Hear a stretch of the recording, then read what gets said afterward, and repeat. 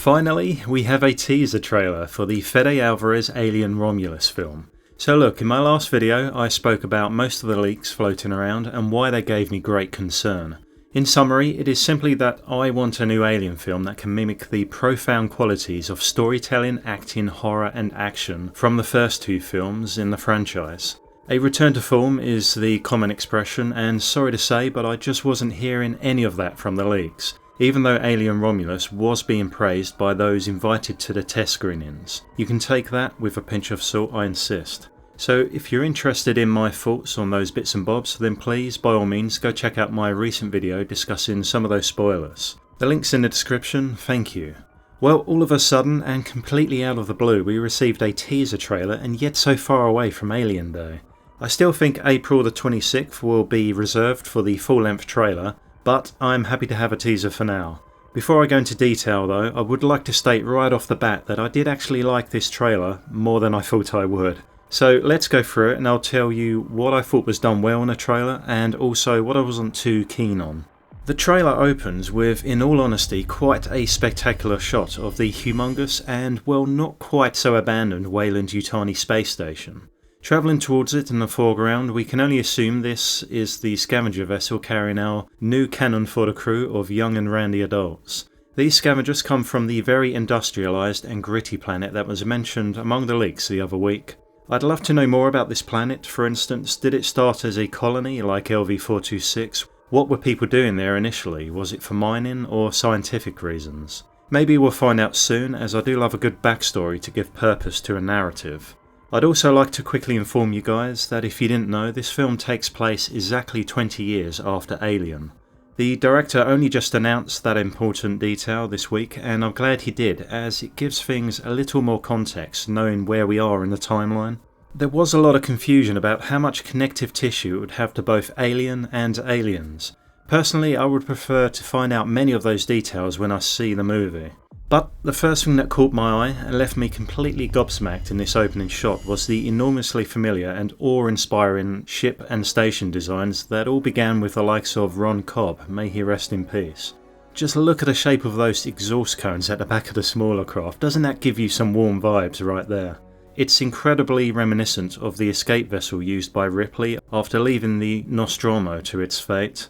In fact, every external piece and component that we can see on both the ship and station really looks to have utility and function in mind, as opposed to looking streamlined and fancy. Not only is it a brilliantly done throwback to the original Alien, but it also pays homage to the vastly talented Ron Cobb, who worked on the designs for Star Wars, Conan the Barbarian, and both Alien and Aliens. His artwork, which looked more like schematics most of the time, that ended up being used in the film was every bit as integral as H.R. Giger's contribution to the Alien itself as well as the derelict ship.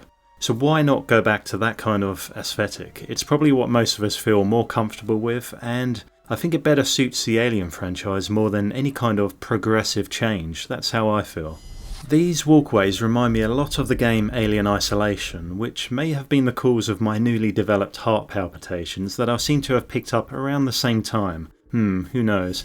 What we see here is much more spacious than the original style of claustrophobic corridors we witnessed in the 1979 Alien. What makes these shots more interesting is the fact that Fede Alvarez recently spoke in a podcast interview a few days back regarding the internal and external design of the space station. He said that the inner sections were built first at a time when the technology and aesthetics heavily reflected what we see in Alien. Years later, when the outer modules and extensions to the station were built, they become much closer to the designs seen in the sequel Aliens because of the time gap.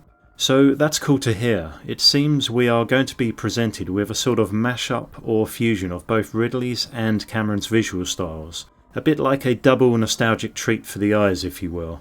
What also impressed me a lot to hear was the fact that the director made sure to get back some of the old special effects crew who worked on the first two Alien films under the guidance of, well, Stan Winston at the time.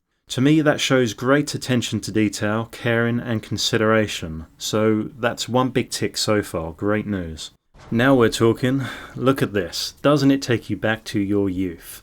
So far, I don't even mind that they are rehashing some of the classic sound effects to instill the creepy vibe and nostalgia into our minds.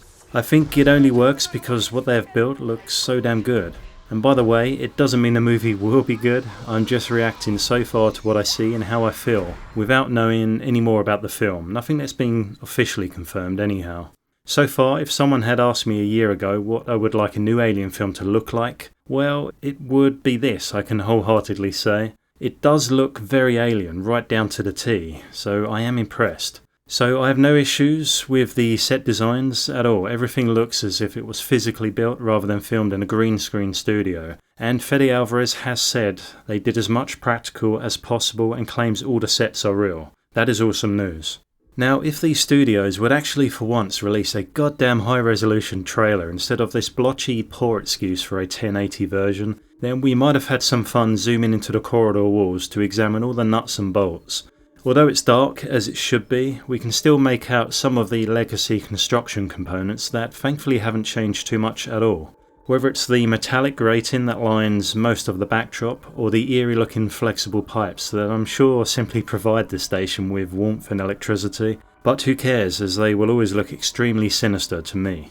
And lastly, the protruding old school terminals that since the original film have made many appearances in recent games, particularly Alien Isolation. So good stuff. At least Fede seems to understand what Alien fans want in terms of appearances.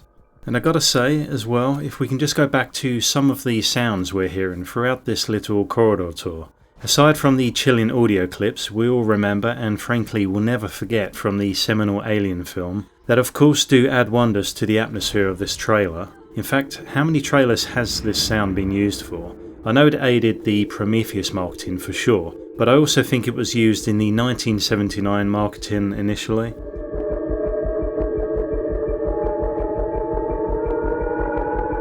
However, what I was going to say is that I'm loving the dense rumble of reverberation that seems to travel throughout parts of the station, as clearly something horrific is happening in the background not too far away.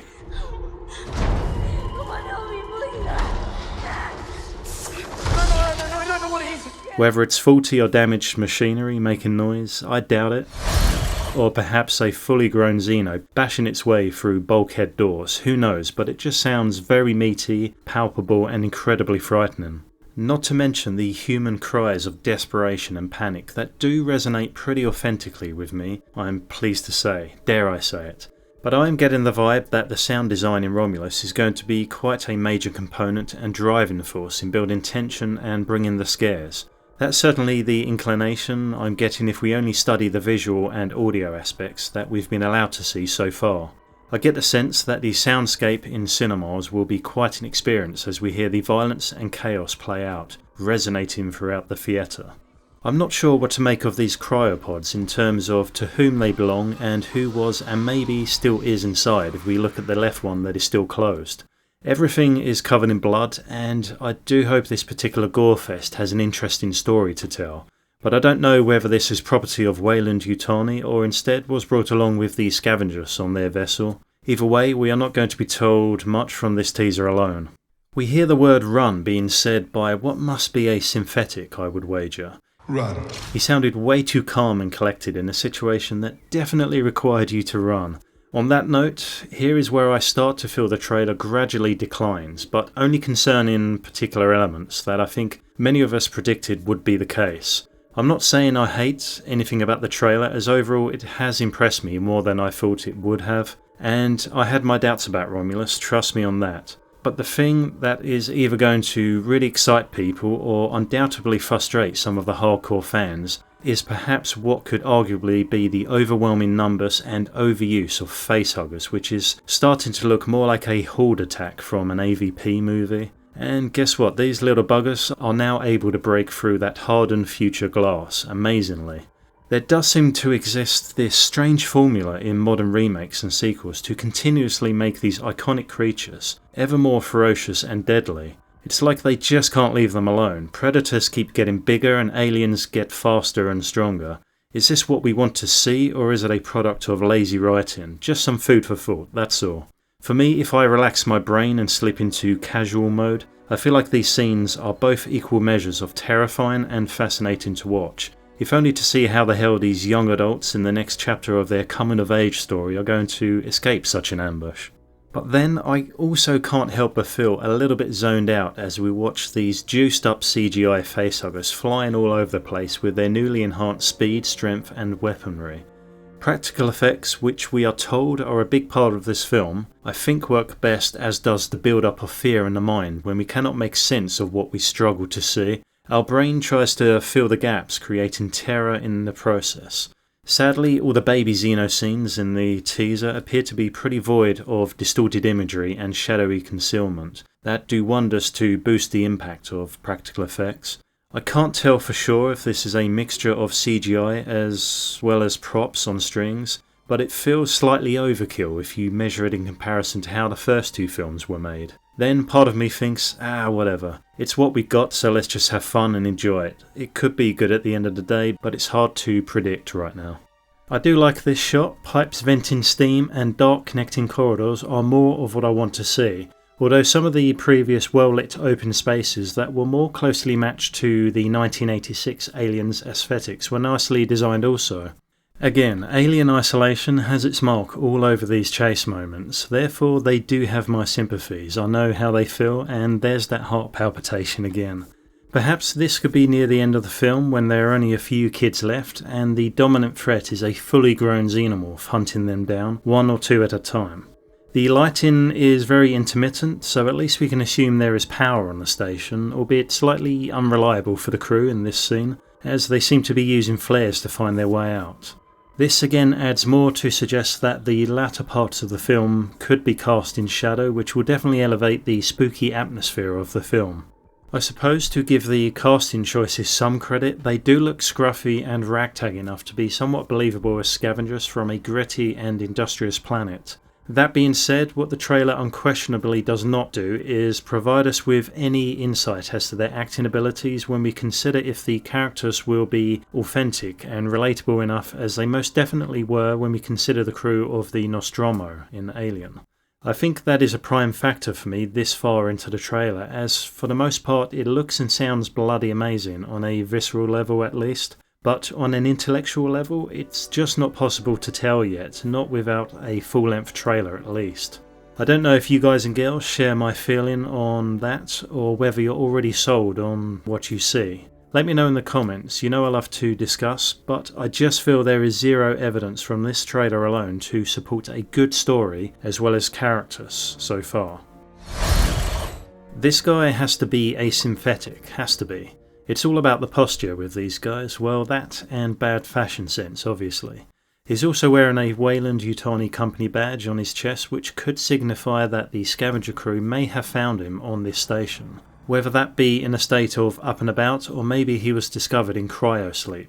And yes, synthetics can be subjected to cryosleep, as I believe we did witness Bishop in Aliens exit the cryo chambers with the rest of the Marines.